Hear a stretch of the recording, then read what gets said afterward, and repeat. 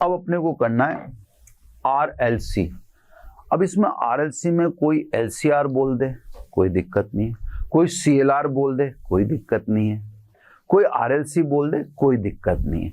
तो जैसे मैं RLC बोल रहा हूं, अब आप बुक में देखो LCR हो, उससे घबराने की जरूरत नहीं है, श्रेणी क्रम में ही है ना। तो सब हमारे क्रम के हिसाब से अब चलेगा सर्किट 6। सर्किट 6 में RLC सर्किट है ना, यानी अब RLC तीनों कौन से क्रम में? श्रेणी क्रम में है। मैंने आपको दोबारा याद दिला देना है कि कोई LCR लिख दे, कोई CLR लिख दे, कोई RLC लिख दे, उससे कोई फर्क नहीं पड़ता है। अब तीनों श्रेणी क्रम में लग रहे हैं ना, ये सब तीनों श्रेणी क्रम में, R, ये L और ये C है ना। सेम वही आरोपित वोल्टता है ना, V बराबर V0 साइन ओमेगा टी है ना। आरोपित वोल्टता फिक्स है अपनी जगह पर, ठीक है। वर्ड भी फिक्स है, जो अपन बोलते हैं वो भी फिक्स है। आरोपित प्रत्यावर्ती वोल्टता V बराबर V0 साइन ओमेगा टी का के कारण प्रवाहित प्रत्यावर्ती धारा से किसी क्षण स्मॉल टी पर प्रतिरोध के सिरों पर वोल्टता VR, कुंडली के सिरों पर वोल्टता VL व संधारित्र की प्लेटों के मध्य वोल्टता VC, किंतु परिणामी वोल्टता VRLC, क्योंकि इस समय इंडिविजुअल से कोई लेना देना थोड़ी हमें, परिणामी वोल्टता VRLC हो तो है ना, VRLC किरचॉफ के नियम से V0 साइन ओमेगा टी। तो मैं आपको बार बार याद दिलाता आ रहा हूं, समीकरण एक फिक्स रहती है, लैंग्वेज फिक्स होती है ना। जब डबल ट्रिपल हो जाता है तो डबल ट्रिपल के समय इस बात का विशेष आपको ध्यान रखना है कि डबल ट्रिपल के समय सिंगल की बात नहीं करना चाहिए, उस समय परिणामी वोल्टता की ही बात करना चाहिए, उस समय VRLC की बात, क्योंकि किरचॉफ का नियम कहता है कि विभव का कुल पतन विद्युत वाहक बल के बराबर होता है। तो कुल पतन तो तीनों पे हुआ ना, तो तीनों का परिणाम में लिख दे VRLC। अब आपको Z निकालना है ना, तो अब आप इधर दिखाए तो ना, ये देखो आप, अब आपको सदिश ग्राफ बनाना है, थोड़ा सा बड़ा बना देता हूं। ये सब ग्राफ अब तीनों कंपोनेंट हैं है ना, ये एक्स एक्सिस, ये वाई एक्सिस और ये वाई डैश एक्सिस है ना, क्लियर। एक्स एक्सिस पर आपको सबसे पहले करंट लिख देनी है, क्योंकि उसी से सब आपको सारा अनुमान बैठेगा है ना, क्लियर। तो आपने सबसे पहले करंट लिख दी। अब प्रतिरोध, प्रतिरोध में वोल्टता सदैव धारा के साथ रहेगी। ये लो सब, इतना इसका आयाम मान लेते हैं, और प्रतिरोध में वोल्टता शिखर मानों का एक ग्राफ खींचता है, इसने शिखर। प्रतिरोध में वोल्टता धारा के साथ है। अब आता है कुंडली, कुंडली में वोल्टता धारा से 90 कला आगे है। ये देखो सब 90 कला आगे, VOL, ठीक है साहब, तो 90 का अंतर है। संधारित्र, संधारित्र में वोल्टता 90 कला पीछे, धारा से 90 कला पीछे। देखो ये सब सदिश प्रेजेंटेशन है, ये सब वेक्टर प्रेजेंटेशन है, दिख गया सब आपको। अब आपने देखा होगा कि मैंने यहां पर VOL ग्रेटर देन लिया है VOC। आप इसे पार्शियलिटी न माने भाई, दो सदिश जब विपरीत दिशा में हैं है ना, जैसे VOL और VOC अपोजिट डायरेक्शन में है। एक मिनट, थोड़ा सा वो टेढ़ा दिख रहा है, अच्छा नहीं लग रहा है ना, तो इसको थोड़ा सा सीधा बना दो है ना। तो सब ये अपोजिट डायरेक्शन में है, तो फिर आपको स्वाभाविक रूप से ये तो डिसाइड करना ही होगा है ना कि दोनों, क्योंकि दोनों विपरीत सदिश है तो पहले ये दोनों हल होंगे। तो जब विपरीत सदिश हो तो ये डिसाइड करना जरूरी है। अब मैं आपसे नहीं कहता कि आप VOL ग्रेटर देन VOC ही लें, मैंने ले लिया। अब एक तो निर्णय लेना पड़ेगा। मैं खुद जानता भी हूं कि मैंने L का प्रभाव बढ़ा दिया तो वोल्टता आगे निकलेगी, क्योंकि L हमेशा वही करेगा, वोल्टा को आगे ले जाए। तो अपना काम उसका सफल बना दिया मैंने, क्योंकि मैंने VOL ग्रेटर देन VOC लिख दिया। समझ में आ गई बात। अगर आप उल्टा कर लेते तो आपका ग्राफ फोर्थ क्वाड्रेंट में चल जाएगा, क्योंकि आप कर लेंगे VOC greater than VOL, fourth quadrant में चल जाएगा तो वोल्टा पीछे हो जाएगी और धारा आगे हो जाएगी। तो अगर कहने का मतलब तीनों में L का प्रभाव बढ़ जाता है तो वोल्टा आगे चली जाएगी, जैसे मेरे में जाएगी, है ना। अगर आप बनाएं, आप C का प्रभाव बढ़ा दें, है ना, तो आप जब C का प्रभाव बढ़ा देंगे तो C का प्रभाव बढ़ाने से फिर वोल्टा पीछे रह जाएगी, मतलब धारा आगे चली जाएगी। तो एक निर्णय तो आपको करना ही पड़ेगा। इससे ये तो आपको ग्राफ बनाने से पहले डिसाइड करना है कि आप किससे ज्यादा ले रहे हैं। अब इन दो वेक्टर को सोल्व कीजिए, अपोजिट वेक्टर है। अपोजिट वेक्टर तो VOL बड़ा है VOC से, तो VOL में से VOC घटा दें, यानी इतनी लेंथ घटा दें, ये घटा दी साहब। अब ये दोनों का परिणामी आ गया VOL माइनस VOC। ये सब दो वेक्टर तो यहीं के यहीं हाथों हाथ सोल्व हो गए, है ना। कौन कौन से सोल्व हो गए? VOL और VOC। आप देखो इतनी लेंथ मैंने घटा दी, तो साहब इन दोनों का परिणामी ऊपर की तरफ आया, यानी वोल्टा आगे ही रहेगी। अब VOL और VOC यानी परिणामी, दोनों में परिणामी वोल्टा और प्रतिरोध में वोल्टा, इनका परिणामी आप किससे निकाल दें? समांतर चतुर्भुज के नियम से।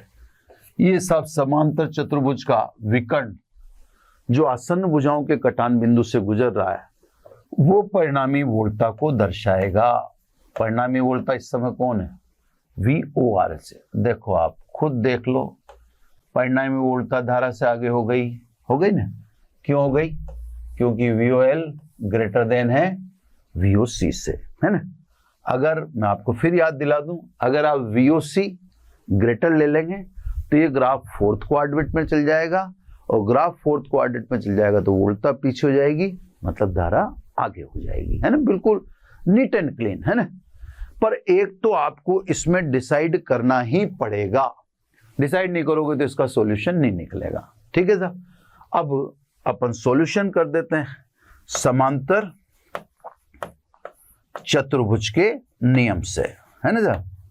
समांतर चतुर्भुज के नियम जैसा करते आ रहे हैं वही, है ना। कर दो सब। समांतर चतुर्भुज के नियम से VORLC is equal to perpendicular कौन कौन है? VOR plus VOL minus VOC। देख लो आप, है ना। ये देखो वर्टिकल, यानी ये दोनों सदिश विपरीत है तो इनका परिणामी ये रहा। अब परपेंडिकुलर कौन कौन है? क्योंकि परपेंडिकुलर है VOR, परपेंडिकुलर सॉरी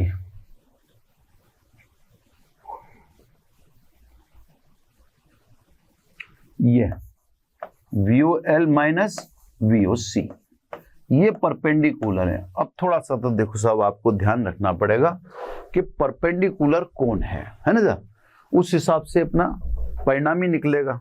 तो साहब परिणामी दो सदिश लंबवत हैं, तो परिणामी VORLC बराबर रूट VOR का square plus VOL minus VOC का स्क्वायर।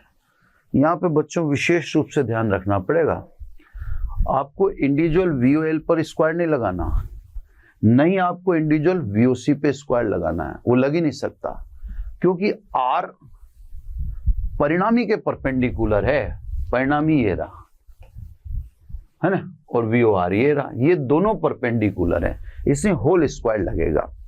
अब वोल्टाओं के मान रख दीजिए, है ना, ये सब VORLC वोल्टाओं के मान रखें, तो VOR यानी I0R ओम के नियम से, ठीक है sir. VOL I0XL, VOC I0XC का होल स्क्वायर, ठीक है सर। I0 देखो वही हमेशा जो रखते आ रहे हैं, कोई नई बात नहीं है ना। VORLC I0 स्क्वायर कॉमन आता है, ब्रैकेट से बाहर पटकेंगे तो I0 दिखेगा, यानी R square plus XL minus XC का होल स्क्वायर, यानी VORLC upon I0 is equal to, ये I0 से इधर डिवाइड कर दिया अपन ने, R square plus XL minus XC का होल स्क्वायर। अब ये आपको बताया जा चुका है परिपथ चालू करने से पहले कि प्रतिरोध के साथ कुंडली लग रही हो या संधारित्र लग रहा हो या दोनों का संयोजन लग रहा हो तो वोल्टता व धारा के अनुपात को प्रतिबाधा कहते हैं, या यूं कहते हैं धारा के मार्ग में उत्पन्न अवरोध को प्रतिबाधा कहते हैं। तो आरएलसी परिपथ की प्रतिबाधा, इसलिए आरएलसी परिपथ की प्रतिबाधा, ये प्रतिबाधा साहब बहुत महत्वपूर्ण है, इसके बिना न्यूमेरिकल नहीं निकलेगा, है ना साहब। तो न्यूमेरिकल की वजह से ये देखो, ये Z बराबर R square plus XL minus XC का होल स्क्वायर, चाहो तो एक्सएल एक्ससी के मान रख दो, यानी आप ये भी लिख सकते हो आर स्क्वायर प्लस एक्सएल बराबर लिखोगे आप ओमेगा एल और एक्ससी बराबर 1 अपॉन ओमेगा सी का स्क्वायर, यानी आप Z बराबर देखें तो ये Z बराबर यानी प्रतिबाधा आरएलसी परिपथ की ये है ना। मैं आपको पुनः याद दिलाता हूं कि अगर आरएल को जानना चाहते हो आप तो इसमें से एक्सी हटा दो, सारी चीजें आरएल की आ जाएंगी। एक्सी हटाते ही आरएल सर्किट की प्रतिबाधा आ जाएगी। एक्सी को जीरो कर दो आप, जब एक्सी को जीरो कर दोगे, सॉरी जब एक्सएल को जीरो कर दोगे, कर दो आप एक्सएल बराबर जीरो, तो प्रतिबाधा आरसी सर्किट की आ जाएगी। तो कहने का मतलब जो आरएलसी सर्किट है, ये आरएलसी सर्किट एक तरह से यूं कह दें कि मूल सर्किट है। इसमें से दो को जीरो कर दो, चलो आप जैसे एल और आर को जीरो कर दो तो इंडिविजुअल संधारित्र का बिहेवियर आ जाएगा। आर और एक्ससी को जीरो कर दो तो इंडिविजुअल एल का बिहेवियर आ जाएगा। एक्सएल और एक्ससी को जीरो कर दो तो इंडिविजुअल आर का बिहेवियर आ जाएगा। तो इसमें से, क्योंकि इसमें तीन लग रहे हैं, सी को जीरो कर दोगे तो आरएल सर्किट जो पड़ा है वो सारा वैसा का वैसा आ जाएगा। एल को जीरो कर दोगे तो आरसी सर्किट में जो पड़ा है वैसा का वैसा सब आ जाएगा टोटल। और अगर दो दो को जीरो कर दोगे तो इंडिविजुअल का बिहेवियर आ जाएगा, अकेले का आ जाएगा, सब ऑटोमेटिक, है ना। इसी प्रकार अब कलांतर, तो परिणामी वोल्टता व धारा के मध्य कलांतर, परिणामी वोल्टता व धारा की मध्य कलांतर। कलांतर अब सामने रहता ही है, इसलिए ज्यादा इसमें दिमाग लगाने की जरूरत ही नहीं। वोल्टता आगे चली गई, ये देखो वोल्टता आगे, धारा पीछे है, क्योंकि VOL ग्रेटर देन VOC है ना। तो कलांतर कितना, 10 से निकाल दें, 10 फाई इज इक्वल टू लंब, लंब कौन है, VOL माइनस, सॉरी L बड़ा नहीं आएगा, है ना, एक मिनट, ये सॉरी पेन ले लूं, VOL माइनस VOC, ये लंब है और ये आधार है, ये आधार है ना। वैल्यू पुट करोगे आप तो ये I0 XL, ये I0 XC। एक मिनट सर, छोटी छोटी मिस्टेक से डिजिटल बोर्ड्स में बड़ी प्रिकॉशन रखनी पड़ती। ये I0 XC upon I0 R, I0 common आके कट ही रहा, तो सीधी सीधी बात है कि 10 phi is equal to XL minus XC upon R, है ना।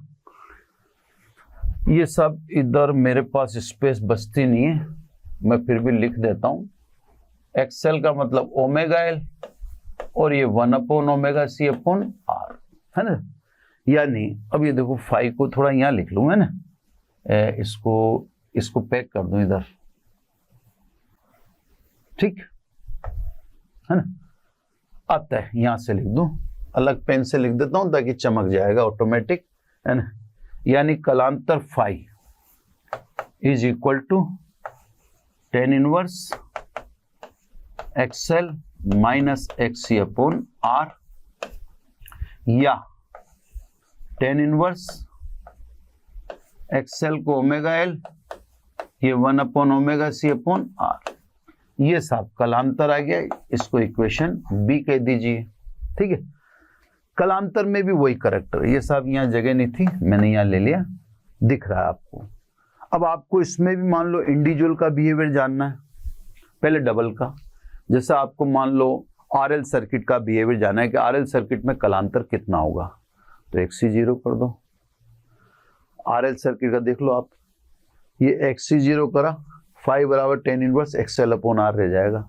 एक्सएल अपॉन आर किसमें कलांतर था, आरएल सर्किट में। अगर आप जानना चाहते हो आरसी सर्किट में कलांतर कितना है, तो XL को 0 कर दो। अब देखो फाई बराबर tan minus XC upon R आ जाएगा, माइनस आ गया ना, है ना। जैसे आपने XL को 0 किया, वोल्टा पीछे हो जाएगी क्योंकि RC रह गया, है ना। और RC में अपन जानते हैं C आ गया, तो C वोल्टा को पीछे धकेल देगा, और वोल्टा को पीछे धकेल देगा तो माइनस हो जाएगा। अगर आप इंडिविजुअल का कलांतर जानना चाहते हो यानी अकेले XL का, तो XC और R0 कर दो, कलांतर आ जाएगा 90 डिग्री आ जाएगा तुरंत। इंडिविजुअल C के बारे में जानना चाहते हो तो XL और R को 0 कर दो, कलांतर 90 डिग्री आ जाएगा, माइनस 90 आएगा बाकायदा, देख लेना आप, माइनस लग रहा है। और XL XC को 0 कर दोगे तो कलांतर 0 आ जाएगा, यानी शुद्ध प्रतिरोध आ जाएगा। तो कहने का मतलब ये RLC सर्किट की, देखो मैं आपको पन्ना चेंज कर देता हूं, है ना, पेपर चेंज करके दिखाता हूं, है ना। पहले धारा और लिख दूं, है ना, धारा और लिख दें, तो धारा पीछे है, अभी वापस दिखाता हूं आपको, है ना। ये देखो, एक मिनट, है ना। ये देखें, धारा पीछे, ये धारा थी, वोल्टा आगे, तो स्वाभाविक है धारा का ग्राफ है, धारा पीछे दिखानी पड़ेगी अपने को, तो ये सब धारा पीछे, है ना। परिपथ में धारा, परिपथ में धारा, ठीक है सर। परिपथ में धारा कितनी, I बराबर I0 sine omega t minus phi, है ना सर। देखो धारा पीछे होगी, तो सब ये RLC सर्किट का बिहेवियर है ना। अब क्योंकि अलग अलग जगह पर चीजें शिफ्ट हो चुकी हैं, तो मैं सब चीजों को पहले एक जगह ले दूं। ग्राफ रोक देता हूं, ग्राफ, क्योंकि अभी अपने को टाइम लग जाएगा RLC सर्किट में, और मैं RLC सर्किट में ठहराव चाहता हूं आपका, है ना। थोड़ा सा आपका ठहरना हो जाएगा RLC सर्किट में, तो आपका फायदा हो जाएगा। हो सकता है फिर आपको बाकी के सर्किट याद नहीं रखने पड़े, तो मैं आपको एक बार ढंग से समझा देता हूं और ग्राफ को रोक देता हूं आज, है ना। ग्राफ को नेक्स्ट एपिसोड में ले लूंगा मैं। RLC का ग्राफ है तो वापस नेक्स्ट एपिसोड में आते ही अपने को RLC रिपीट हो जाएगा, रिपीट होगा तो अपने फायदे में रहेगा, है ना, अपने को प्रॉफिट रहेगा। और फिर मैंने आपको कह भी दिया ना कि हर बार कई चैप्टर में पूरा टॉपिक कंप्लीट हो पाए वो जरूरी नहीं होता। हालांकि अब RLC सर्किट वगैरह के ग्राफ का महत्व तो इतना नहीं है, लेकिन महत्व इस सेंस में समझ लो आप, यह बढ़ जाता है कि सब जब इतनों के बनाए तो इसके क्यों नहीं बनाए, है ना। कॉम्प्लिकेटेड है तो क्या है, बनाना तो है ही सही। तो सब मैं ग्राफ को रोककर आपको बात को ढंग से समझा देता हूं, है ना। तो सब मैं वापस सबको लिख के और फिर आपको दिखाता हूं। ये RLC सर्किट अपन ने क्लोज कर लिया, तो देखो RLC सर्किट में, है ना, ये आपको अच्छी तरह से याद रखना। RLC सर्किट में प्रतिबाधा कितनी, Z बराबर R square plus XL minus XC का होल स्क्वायर। आप चाहें तो XL XC को लिख सकते हैं, यानी R square omega L minus 1 upon omega C का होल स्क्वायर। ये तो आ गया आपका प्रतिबाधा, ठीक है।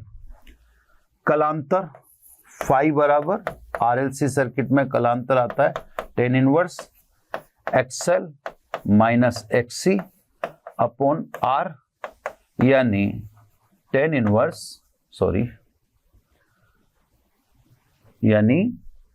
इनवर्स है ना, tan inverse omega L minus 1 upon omega C upon R। ये भी धारा आपके इस पेज पे है इससे, तो धारा को मैं लिखना नहीं। अब मैं यूं कह रहा था, जैसे फॉर एग्जाम्पल है ना, उदाहरण के लिए, यानी फॉर एग्जाम्पल, अब मेरी बात को यहां समझ लेना सब, एक समझाता हूं। फॉर एग्जाम्पल RL सर्किट के लिए है ना, RL सर्किट के लिए, अब RL सर्किट के लिए XC बराबर क्या कर दो साहब, 0 कर दो, क्योंकि आप RL सर्किट कह रहे हो ना, तो RL सर्किट कहने का मतलब ये हुआ कि साहब XC नहीं है, संधारित्र नहीं है। अब देखो सब चीजें आपके सामने वैसी की वैसी आ जाएंगी। ए से समीकरण ए से देखो, Z इज इक्वल टू प्रतिबाधा R स्क्वायर, XC 0 हो गया तो प्लस XL स्क्वायर, यानी R square plus omega L का स्क्वायर। देख लो सब, यही RL सर्किट की प्रतिबाधा थी। कलांतर देखें, 20 से कलांतर देख लें, फाई बराबर tan inverse XL minus XC, तो XL तो हट ही गया, XL अपॉन R, यानी tan inverse omega L upon R। ठीक है, अब आप RL सर्किट को देख लो जाके। RL सर्किट में RL सर्किट की प्रतिबाधा यही निकलेगी और RL सर्किट का कलांतर यही निकलेगा। धारा, अब आप RL सर्किट है ना, RL सर्किट है तो L है तो वोल्ट आगे रहेगी, मतलब धारा पीछे रहेगी। धारा ऐसी कैसी लिखाई में आ जाएगी, क्योंकि धारा पीछे 90 हो ही नहीं सकता, क्योंकि R भी मौजूद है ना। इसी प्रकार जैसे मान लीजिए अपन कहें फॉर एग्जाम्पल है ना, RC सर्किट के लिए, RC सर्किट के लिए, अब आप RC सर्किट की बात करोगे तो अब XL बराबर क्या कर दें, 0 कर दें। देखो ऐसे देखो प्रतिबाधा आ जाएगी Z is equal to R square plus, आपने XC 0 कर दिया, माइनस XL 0 कर दिया, माइनस XC का स्क्वायर, तो माइनस का स्क्वायर प्लस आएगा, यानी R square plus 1 upon omega C का होल स्क्वायर। ये आ गया सब। 20 से कलांतर है ना, फाई, अब XC 0 कर दो, XL 0 कर दो, ये XL 0 कर दिया, कलांतर माइनस में आ गया अपने आप।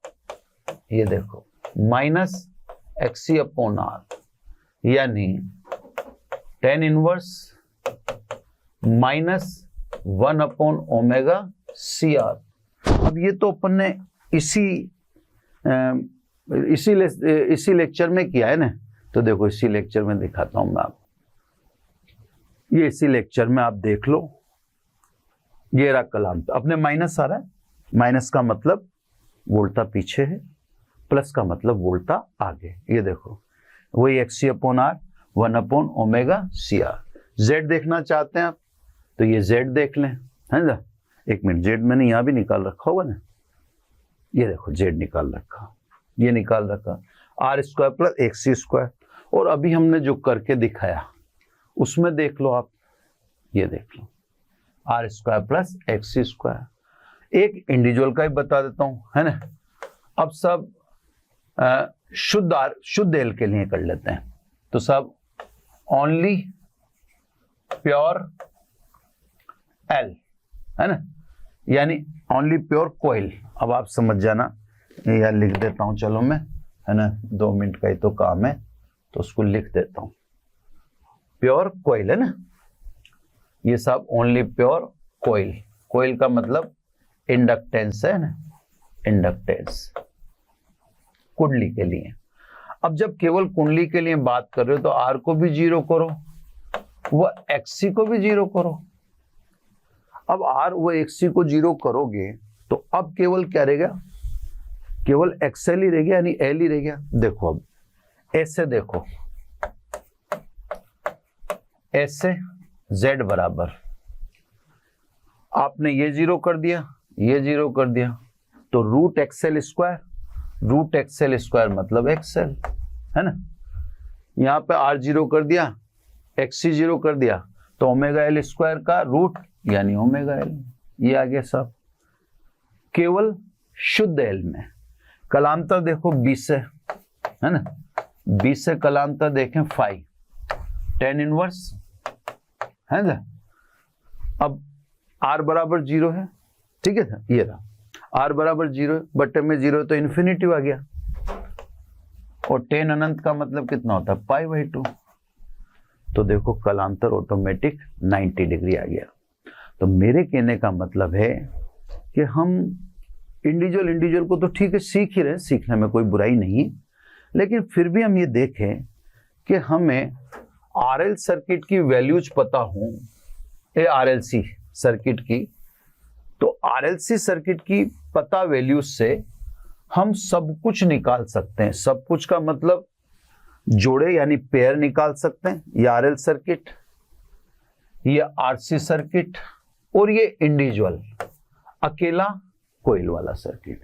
तो ये सब आरएलसी सर्किट हुआ। मैंने आपको बताया कि आरएलसी सर्किट पर कमांड रखिए। आरएलसी सर्किट के कमांड रखने से आपको इंडिविजुअल भी मिल जाता है, पेयर भी मिल जाता है। तो स्वाभाविक है ये याद रखना चाहिए। यानी एक बार के लिए तो हम ये कह सकते हैं कि यार फिर इतना क्यों पढ़ें, बस केवल इंडिविजुअल आर पढ़ लें, इंडिविजुअल एल पढ़ लें, इंडिविजुअल सी पढ़ लें और आरएलसी पढ़ लें। तो वास्तविकता में आप सही सोच रहे हैं कि हमें 3 परिपथी पढ़ना चाहिए, लेकिन अब सिलेबस है चेंज होते रहते हैं, हमें उससे डबल पढ़ने से भी क्या, हमारे ज्ञान में वृद्धि हुई है, कोई उसमें ये तो नहीं कि दिक्कत होगी। तो पढ़ तो हमने सभी लिए, अब एलसी तो छूटा, एलसी भी आगे देख लेंगे, पर अब मैं सब किससे बता दूंगा, आरएलसी से बता दूंगा।